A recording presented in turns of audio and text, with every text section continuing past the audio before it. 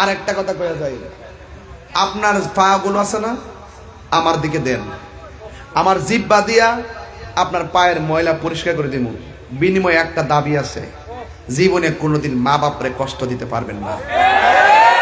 সত্যি করে হাত তুলে এখন বাজান, হাত তুলে কোন, হাত তুলে কোন, আমরা কি মা বাপরে কষ্ট দিব? আচ্ছা, আমার আপনার আনছেন, আমি তো দোয়া করুন, এটার ভিতরে কিন্তু একটা স্বার্থ আছে। এই পৃথিবীতে যদি নিঃস্বার্থে কেউ দোয়া করে, এটা হলো মা বাবা। কথা কন ঠিক কিনা?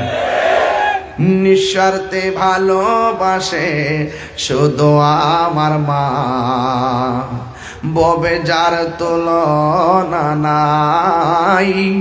নিঃস্বার্থে ভালোবাসে শুধু আমার মা, ববে যার তুলনা নাই। সেই মা তোমার চলে গেলে গো